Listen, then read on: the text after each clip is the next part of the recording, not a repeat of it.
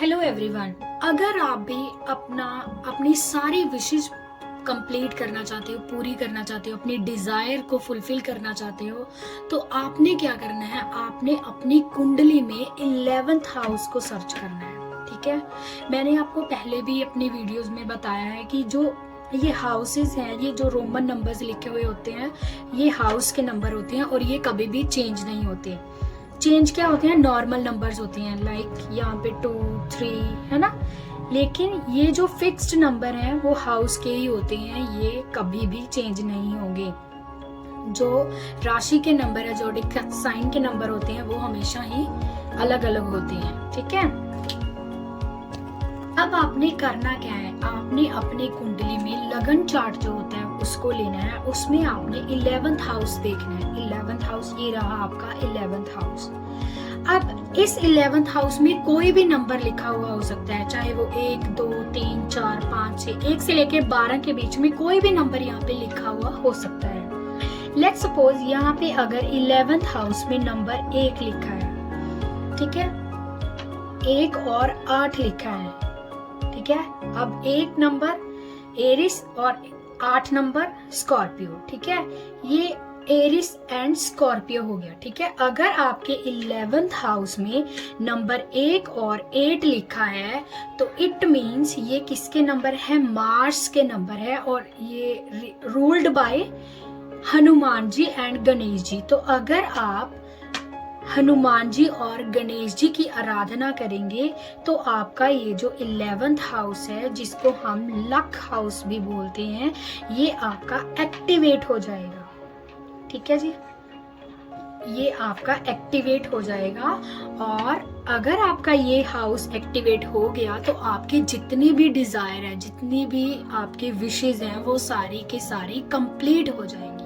ठीक है, तो आपने 11th हाउस को एक्टिवेट करना है। उसके लिए आप ये नंबर्स देखोगे, नंबर्स किस प्लैनेट्स के होंगे, उस प्लैनेट्स को कौन से भगवान रिप्रेजेंट कर रहे होंगे, रूल्ड कर रहे होंगे। ठीक है, ये आपने देखना है अपनी कुंडली में। और इस तरह से जैसे कि 11th हाउस में अब 1 और 8 नंबर है, 1 और 8 नंबर है, एरिस और स्कॉर्पियो है, वो रिप्रेजेंटेड बाय मार्स और रूल्ड बाय हनुमान जी और गणेश जी। अगर राइट, इसी 11th हाउस में नंबर 2 और 7, टॉरस, 2 यानी कि टॉरस, 7 यानी कि लिब्रा।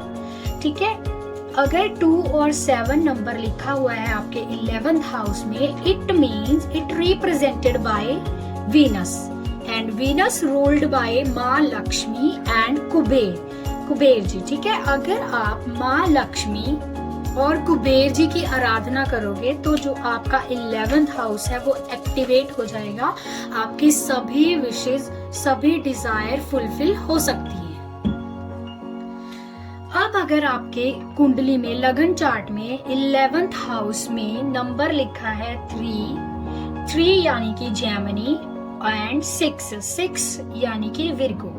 अगर आपके 11th हाउस में 3 और 6 नंबर लिखा हुआ है, it means it represented by mercury and mercury ruled bye, तो आप किसकी आराधना करेंगे कि आपका जो लक है वो अच्छा हो जाए, आपका 11th हाउस एक्टिवेट हो जाए।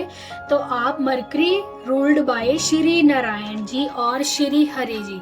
अगर आप श्री नारायण और श्री हरि जी की आराधना करेंगे तो आपका 11th हाउस जो है वो एक्टिवेट हो जाएगा और आपकी सभी डिजायर फुलफिल हो जाएंगी। अब अगर आपके 11th हाउस में, अगर आपके 11th हाउस में नंबर 4 लिखा है, number 4 represented by moon, okay, और moon it's ruled by Shri Krishna ji. ठीक है, अगर आप श्री कृष्ण जी की आराधना करेंगे तो इससे आपका जो 11th हाउस है वो एक्टिवेट हो जाएगा और आपकी सभी इच्छाएं पूरी हो जाएंगी। अब अगर आपके लगन चार्ट में 11th हाउस में नंबर 5 लिखा हुआ है, नंबर 5 यानी कि लियो यानी कि sun and sun ruled by Shri Ram. अगर आप श्री राम जी की आराधना करोगे तो आपका ये जो 11th हाउस है वो एक्टिवेट हो जाएगा।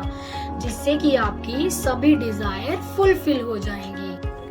अब अगर आपके लगन चार्ट में 11th हाउस में नंबर 9 लिखा हुआ है, 9 मीन्स सेजिटेरियस, और नंबर 12 मीन्स पाइसेस, राइट। तो it represented by जुपिटर। तो आप किसकी आराधना करोगे? आप शिव जी की आराधना करोगे, शिव जी की, राइट। अगर आप भोले शंकर की आराधना करोगे, उनकी उपासना करोगे, तो आपका 11th हाउस एक्टिवेट हो जाएगा और आपकी सभी इच्छाओं की पूर्ति होगी।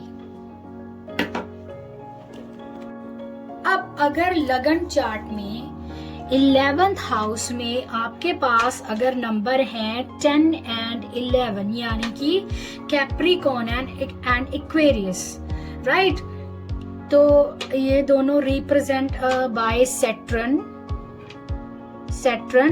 And ruled by also Saturn, ठीक है।